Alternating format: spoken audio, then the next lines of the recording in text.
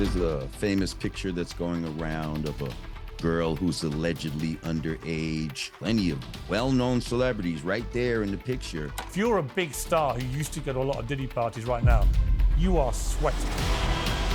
Diddy got a ton of money. He got a ton of influence. The reason people have been quiet so many years is because I believe they're afraid for their lives. I mean, he can get hitmen to come out and touch you. He has a lot to lose. And people that have a lot to lose will do crazy things.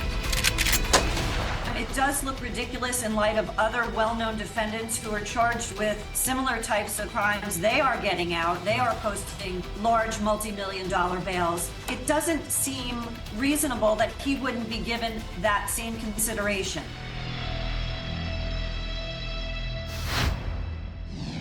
A federal judge will decide this week whether Sean Diddy Combs can be released on bail as he awaits charges of racketeering and sex trafficking. Even behind bars, Diddy is facing claims of foul play. Prosecutors say he's attempted to corruptly influence witness testimony by asking his family members to contact potential witnesses. Diddy has also reportedly issued a cease and desist order over a new documentary about his one-time protege, Shine. There are also reports of a shadowy campaign to intimidate influencers who've reported on Diddy's downfall. Last week, Amala Ekpunobi told us this. Before we finish, I want to talk to you just completely separately about P. Diddy. Just yesterday, we had two private investigators, the day before yesterday, go ahead and visit an old residence of mine, trying to figure out whether or not they've been paid by a certain institution, company, entity to discuss P. Diddy's lawsuits and his connection to other celebrities. They also let me know that had they found out I was paid by a certain company, entity, client, they would offer to pay me to disclose exactly who that was. And they'd like to know the business deal that I made with them in order to pay me more to promote the opposite narrative. Well, joining me now for a whistle-stop update on the latest, criminal defense attorney Stacey Schneider, Brandon Tatum, host of The Office of Tatum, and the rapper, producer and commentator Lord Jamar. Welcome to all of you. Stacey Schneider, let me talk with you.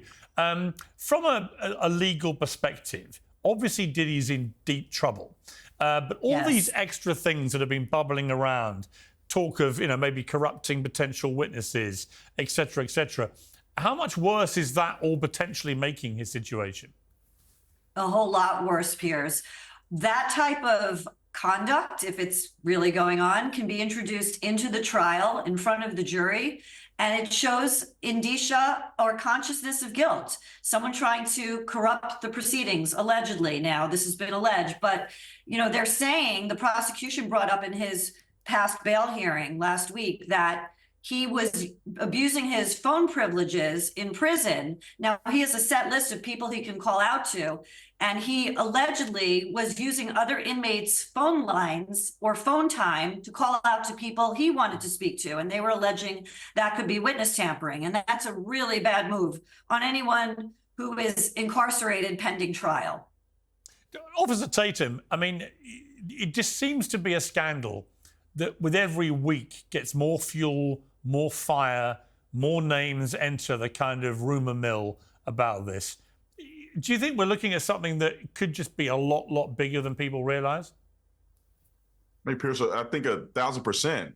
If you listen to the lyrics of P. Diddy and some of these other people over the years, they are telegraphing some of the things that P. Diddy is accused of. And I'm not shocked. I mean, if you talk about him calling witnesses and tampering with witnesses. Are you shocked? This guy is a mogul, and he's gonna do his best to not spend the rest of his life in prison. And of course, he's gonna try to make his image look better, calling his kids, having them put it online, and all of that other stuff. But we all know that this guy has been doing this for a long time. Cassie is not the first, and she wasn't, in my opinion, she was with him when he was doing this to other women. And then you go off and look at the totality of circumstances with the industry and how many people are involved. I think TD Jakes could be involved. There's a whole bunch of people that have been to these Diddy parties that are probably going to be implicated. Lord Jamar, we've spoken a few times since this scandal broke. I presume you're hearing a lot of stuff from people in the music world. How panicky are people getting? There are reports from a TMZ documentary called The Downfall of Diddy, Inside the Freak-Offs, where it claimed that high-profile celebrities are reaching out to victims and offering them money in exchange for avoiding any public exposure. Are you hearing stuff like that? I haven't heard anything directly like that. I've seen things online But I will say, behind the scenes, a lot of names are starting to be thrown around, people that were close associates with Diddy. And I think these people are very worried about what may be coming out in the very near future. I want to play a clip. This is from November the 4th, but it's where Sean Combs spoke to his children on the day of his 51st birthday. Let's take a look at this. Happy birthday to Daddy. Yay!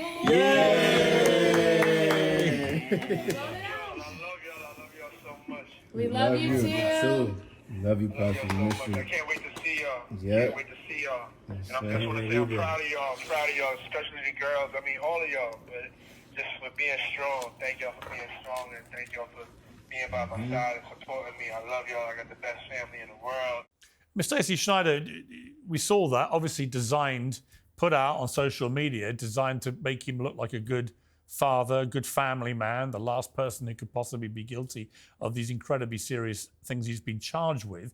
We also, when he was at the bail hearing, and I'll come to that in a moment with you, he seemed to wink and laugh at the media.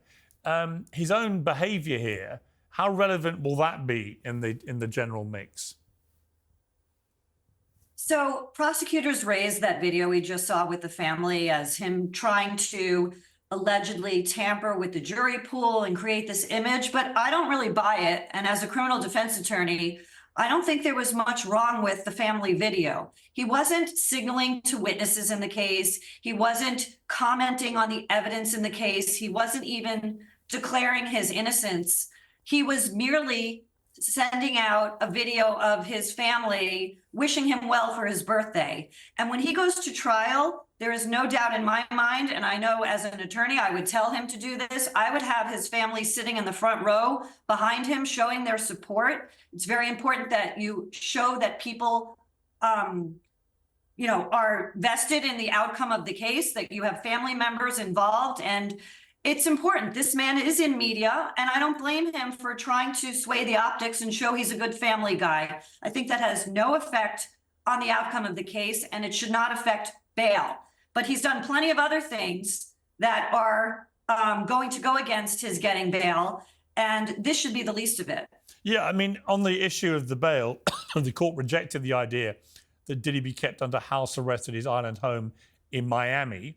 The district judge said that's not going to work. However, the judge did seem to potentially open the possibility to confinement with around-the-clock security at a 3-bedroom apartment on Manhattan's Upper East Side.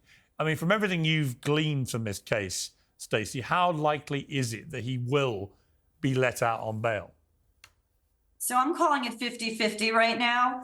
The reason they didn't want to use the Miami house is because it actually has a boat deck or a boat pier behind the house, and they were worried about people coming up behind the house. The New York City apartment, which is this 3-bedroom apartment in New York, which isn't that large for a mogul like that, which is interesting. But that they're going to hire private people. They proposed hiring private people to guard that, to monitor who comes in and out, who he can speak to from the home, what phone lines are available to him. But the problem is, I don't know that the judge is going to give him that break, which most defendants would get with these types of charges. I mean, such an unusual case. This isn't like he's a danger to the community at large. He's a danger to the limited number of people he allegedly engaged in.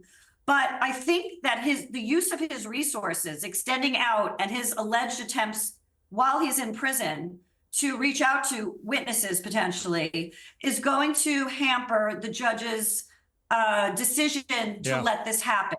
But in all fairness, you probably should give him that opportunity based on the charges. Officer Tatum, I mean, during the hearing, the defense lawyer, Mark Agnifilo, disputed the prosecutor's contention, but a 2016 hotel surveillance video of Diddy assaulting his former girlfriend, Cassandra Ventura, we mentioned this earlier, known as Cassie, obviously, showed there was a risk he would act violently if released. I mean, it wasn't just that video. We've had a lot of women come forward and talk about either what happened to them or to other people, other women, involving his tendency to commit acts of violence against women. This idea of whether he's a danger to the public, he's obviously a violent guy. We saw it with our own eyes. When you drag a woman through a hotel corridor oblivious to the fact there are cameras and just start beating her up. That's a dangerous guy, as far as I'm concerned. Well, I think he's conditionally dangerous, meaning that when he's in situations where his anger gets the best of him, he lash out on people and can really do some damage. Obviously, we saw on camera one incident. I'm sure he beat her all the time. At least that's what she alleged.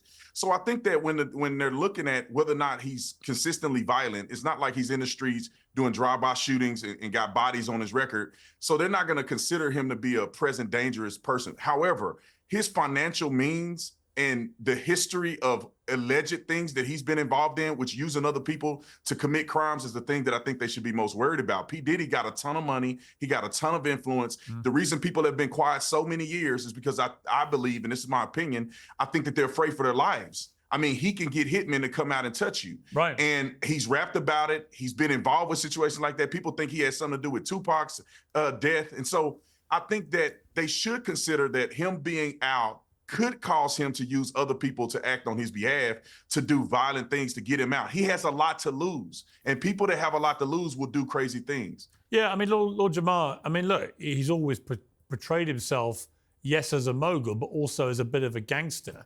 And I always think when people show you who they are, you should believe them. You know, I do think that what Officer Tatum said there has got merit. I think this is a dangerous, violent character who's used to control, whose life is currently spiraling out of control. And as such, I would think he might represent a danger to people, particularly those, as Officer Tatum said, who might want to testify against him. I mean, you know, as someone that knew him, like coming up as a teenager, he didn't have a gangster type of background. But I must say, once you get money and influence and all this type of stuff, it will feed people's ego and make them feel, you know, more brazen and bolder than they are. I just want to comment, though, on the bail thing. That's kind of curious to me as to why they wouldn't give him bail, but they would give somebody like Michael Jeffries bail, 10 million or something like that, correct? I couldn't agree with you more. Yeah, I couldn't agree with you more. I was shocked that they wouldn't give him bail. He has the resources to put up an enormous bail. Prosecutors offered his Miami home, which they say is worth $48 million. They offered to post a $50 million bail. They can restrict his movements. They can put an ankle bracelet on him. I don't understand why he didn't get bail either. This is such an unusual indictment to begin with, racketeering for the purposes of sex trafficking. It just seems odd. I agree with you on that. And Lord Jamar, look, one of the things that's also bubbling over here in terms of legal maneuverings, Diddy's reportedly sent a cease and desist letter over this new documentary about his one-time protege, Shine. Now, it was 25 years ago, for those who don't know this story, that Shine reportedly took the fall for Diddy over a 1999 nightclub shooting. Sources close to him say he wasn't attempting to block this film, but wanted to ensure factual accuracy after Shine alleged that he took the fall for Diddy in this shooting. What do you think the reality is about this? Is Diddy just panicking that stuff like that in his back catalogue from a quarter of a century ago, which is sort of he'd moved on from, may now all come back to haunt him? I think there's a bunch of things that Diddy did in the past, a bunch of snips and interviews where he revealed certain things about his personality and the things that might have been going on. You know, you see little videos of him and Justin Bieber, and he's talking about, oh yeah, the parties get really wild and all this type of stuff. I think all of that stuff is going to come back to bite him in the end, you know?